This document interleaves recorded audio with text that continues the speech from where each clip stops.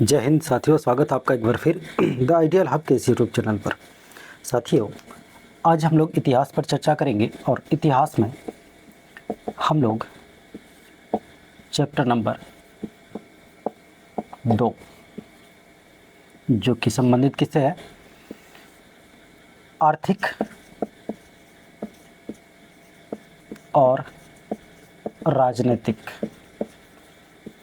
इतिहास, कब से कब तक का, 600 बीसी से लेकर 600 एडी तक, जिसमें हम लोग भारत के बहुत सारे राजवंशों के बारे में जानना शुरू किए थे। और ये कौन सा इतिहास है? तो ये इतिहास है साथियों, ये प्राचीन इतिहास है। और प्राचीन इतिहास में हम लोग सफ़र करते हुए पहुँचे थे, जो मौर्य वंश है उसको समाप्त किए थे। और आज मौर्य वंश के बाद हम लोग जो भी वंश होगा देखेंगे उसको, और जो काल होगा इसको बोलेंगे मौर्योत्तर काल। मौर्योत्तर काल, पोस्ट मौर्यन पीरियड। तो साथियों, मौर्योत्तर काल में हम लोग जो मुख्य रूप से वंश पढ़ेंगे, उसमें जो वंश होगा तो शुंग वंश होगा, उसके बाद कर्ण वंश होगा, और फिर आंध्र सातवाहन वंश होगा, और इसके बाद जो कुछ विदेशी आक्रमण करेंगे उसके बारे में चर्चा करेंगे। तो आइए फटाफट से स्टार्ट करते हैं और पहला वंश देखते हैं कौन सा। तो ये है शुंग वंश। शुंग वंश, मैंने आपको बताया था कि दशरथ के बाद जो सबसे आखिरी शासक बना कौन से वंश का, मौर्य वंश का, तो वो कौन बना? बृहद्रथ। और बृहद्रथ का ही प्रधानमंत्री कौन था? तो पुष्यमित्र शुंग, जो कि शुंग वंश की स्थापना किया। कैसे किया? तो जो बृहद्रथ था उसकी हत्या किसने किया? पुष्यमित्र ने। और पहली कौन सी वंश? तो पहले ब्राह्मण वंश, भारत में जो प्रथम ब्राह्मण वंश की स्थापना हुई, ये किसने किया? तो ये किया किसने? पुष्यमित्र शुंग ने किया। और जो शुंग वंश है इसका शासनकाल कब से कब तक रहेगा? तो याद रखेंगे आप, लगभग 185 बीसी से लेकर के 85 बीसी से 75 या 72 बीसी तक। कुछ किताबों में 75 बीसी, कुछ किताबों में 72 बीसी दिखाई देता है। और इसके बाद फिर आएगा कर्ण वंश, जो कि 72 से लेकर 28 बीसी तक चलेगा। तो आइए पहले पुष्यमित्र शुंग के बारे में हम लोग जान लेते हैं। ब्राह्मण वंश की स्थापना अगर किया पहली बार तो किसने किया? पुष्यमित्र शुंग ने किया। और साथ ही साथ अगर देखा जाए तो जो पुष्यमित्र शुंग है इसने शुंग वंश की भी स्थापना किया। तो संस्थापक कौन हुए? संस्थापक, शुंग वंश के संस्थापक की अगर बात करी जाए तो वो कौन है? पुष्यमित्र शुंग। ये पुष्यमित्र शुंग ऐसे व्यक्ति थे जिन्होंने क्या किया? 84,000, कितना? 84,000 बौद्ध स्तूप को नष्ट करवाया। और इसके अलावा लगभग 1 लाख से भी ज़्यादा, 1 लाख प्लस जो बौद्ध भिक्षुक थे, बौद्ध भिक्षु, इनके सरों को काटकर कहाँ? तो गंगा में फेंकवाया। जब ये कारनामे देखे गए तो इन्हीं को क्या कहा जाता है? इन कारनामों की वजह से शुंग को क्या कहा जाता है? तो बौद्ध धर्म का विनाशक या फिर बौद्ध धर्म का संहारक। मतलब एक तरह से इन्होंने क्या किया? जेनोसाइड करवाया बौद्ध भिक्षुओं का, और जेनोसाइड करके कहाँ फेंक दिया? तो गंगा नदी में फेंक दिया। और आप भी जानते हैं कि मगध गंगा नदी का क्या हुआ करता था? रीढ़ की हड्डी कृषि के लिए।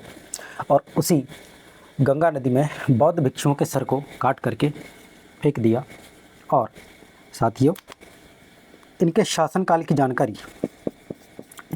की जानकारी कहाँ से मिलती है? तो याद रखें, अयोध्या अभिलेख से। अयोध्या अभिलेख। और अयोध्या अभिलेख से ही इसके शासनकाल की जानकारी मिलती है। और संस्कृत भाषा का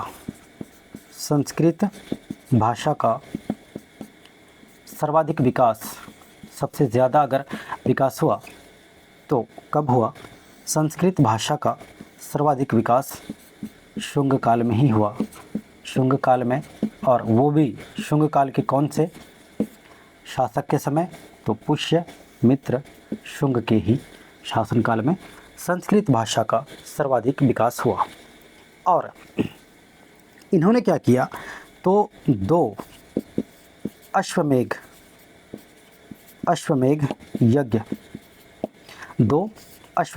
यज्ञ करवाया। और ये यज्ञ अपने राजपुरोहित, और इनके राजपुरोहित का नाम क्या था? तो याद रखें, इनके राजपुरोहित का नाम था पतंजलि।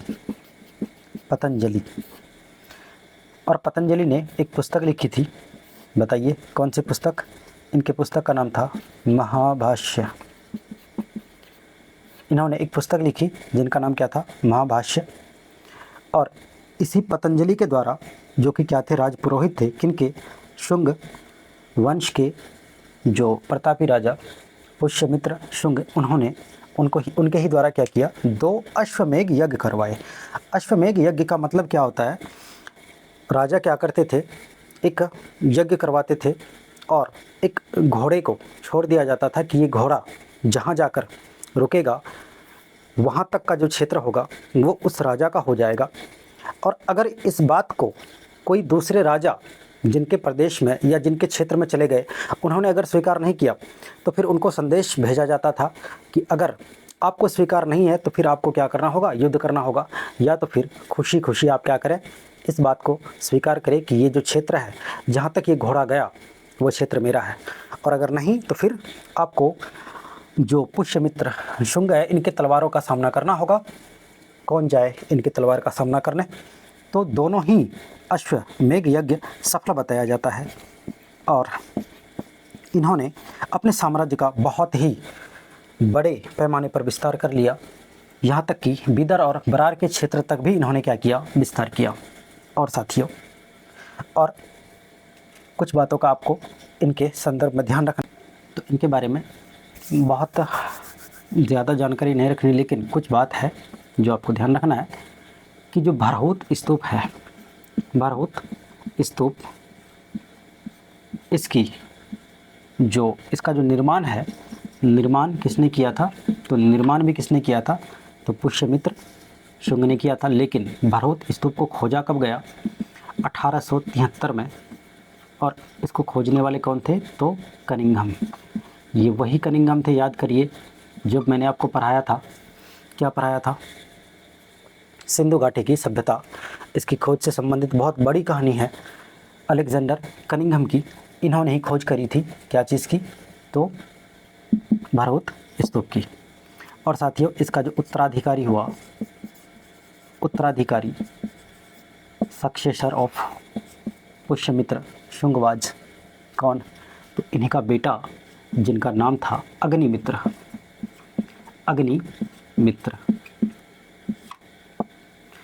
अग्निमित्र, इसके शासन की जानकारी कहाँ से मिलती है?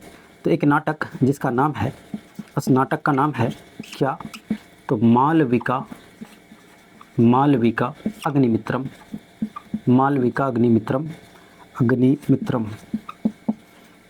जिसमें जो मालविका है ये इनकी पत्नी थी। किनकी? अग्निमित्र की। और अग्निमित्र ये पुष्यमित्र का क्या था? बेटा। किसका? पुष्य का, यानी उत्तराधिकारी था। और इसको लिखा कब गया? तो लिखा गया गुप्त काल में। इस नाटक को लिखा गया गुप्त काल में, जिसको लिखने वाले जो महामहिम व्यक्ति थे उनका नाम था कालिदास। आपने सुना तो होगा, महामूर्ख से महाकवि तक की कहानी कालिदास ने लिखी। इनकी कहानी मालविका अग्निमित्रम। और मालविका अग्निमित्रम मतलब इनकी जो पत्नी थी मालविका, प्रेम विवाह हुआ था। और इस प्रेम विवाह को ही वर्णित किया अपने नाटक में किसने? तो गुप्त काल में कालिदास ने लिखा इसको। और साथियों एक बात कि इन्होंने जो अपनी राजधानी बनाई थी तो कहाँ बनाई थी, विदिशा को, विदिशा जो कि कहाँ पड़ता है, एमपी में, विदिशा एमपी में पड़ता है, विदिशा को अपनी राजधानी बनाया था। इसके बाद जो इनके उत्तराधिकारी हुए, तो उत्तराधिकारी कौन हुए, इनके उत्तराधिकारी हुए भागभद्र, भागभद्र। और भागभद्र के बारे में ज़्यादा कुछ जानकारी याद रखनी नहीं है आपको। इनके शासनकाल में क्या हुआ था, तो एक विदेशी यानी इंडो ग्रीक्स, विदेशी, उस विदेशी में कौन, तो हिंद यूनानी लेखक आए थे जिनका नाम क्या था, हेलियो, नाम भी इतना खतरनाक है ना, हेलियोडोरस। और जो हेलियोडोरस है, हेलियोडोरस आया किसके शासनकाल में, ये कई बार पूछा गया, इसलिए मैंने बता दिया, नहीं तो इसको भी बताने की आवश्यकता नहीं थी। हेलियोडोरस जो आया, तो हेलियोडोरस किसके शासनकाल में आया, तो भागभद्र के शासनकाल में। अच्छा एक बात कि हिंद यूनानी जो आए पहली बार कब आए, तो हिंद यूनानी पहली बार किनके शासनकाल में आए थे, तो हिंद यूनानी पहली बार जो आक्रमण किया था, तो आक्रमण किया था किनके, शुंग यानी पुष्यमित्र शुंग के शासनकाल में। लेकिन इस आक्रमण को क्या किया था, तो इन्होंने विफल कर दिया था, मतलब पराजित किया था किनको, हिंद यूनानियों को। तब से तालमेल थोड़ा ठीक ठाक रहा। आखिरकार ये लोग भी आएंगे, बाद में आएंगे, देखेंगे हम लोग इनके बारे में विस्तार से देखेंगे। और जो आखिरी शासक हुए इस वंश का, एंटियाल किड्स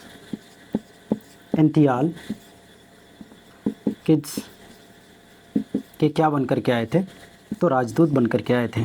ध्यान रखें, राजदूत के रूप में आए थे, क्योंकि मैंने बताया आपको कि विफल होने के बाद जो संबंध हम लोग के साथ उन लोग का रहा वो ठीक ठाक रहा। और साथियों जब हेलियोडोरस आया तो ये यहाँ आकर के, भारत में आकर के भागवत धर्म को अपना लिया। और भागवत धर्म को अपनाने के बाद इन्होंने विदिशा में ही, जो कि एमपी में है, विदिशा में ही क्या किया, तो गरुड़ स्तंभ की क्या की, स्थापना करी। और आखिरी शासक कौन से वंश के, तो इस वंश के अंतिम शासक कौन हुए, तो अंतिम शासक के रूप में कौन आए, ये आए आपके देवभूति। और इस देवभूति की हत्या किसने करी, वासुदेव नामक एक व्यक्ति ने। और वासुदेव ने क्या किया, एक नए वंश की स्थापना करी, जिस वंश का नाम क्या पड़ा, तो कण्व वंश की स्थापना। और ये वंश कब से कब तक चलेगा, तो ये 72 BC से लेकर के 28 BC तक चलेगा। साथियों कण्व वंश कुछ बेहतर नहीं कर पाया, इसके वजह से इतिहास इनको याद नहीं रख पाता है। बस इनके आखिरी शासक को आप ध्यान रखें, जिसका नाम था सुशर्मा। और सुशर्मा ही आखिरी शासक हुए और इनकी हत्या फिर करेंगे और एक नए वंश की स्थापना होगी, जिसको बोलते हैं हम लोग आंध्र सातवाहन वंश। तो आज इन्हीं दोनों राजवंश के बारे में हम लोग को चर्चा करना था। चलिए इतना ही रखते हैं। अगले दिन जब मुलाकात होगी तो हम लोग आंध्र सातवाहन वंश को समाप्त करेंगे और फिर पढ़ेंगे जो 600 BC से लेकर 600 AD तक मौर्योत्तर काल में क्या हुआ, विदेशी आक्रमण हुआ, उनको कैसे कैसे हैंडल किया गया, क्या किया गया, कब तक उन लोगों ने शासन किया, इन सब पर विस्तार से चर्चा करेंगे। तब तक जय हिंद।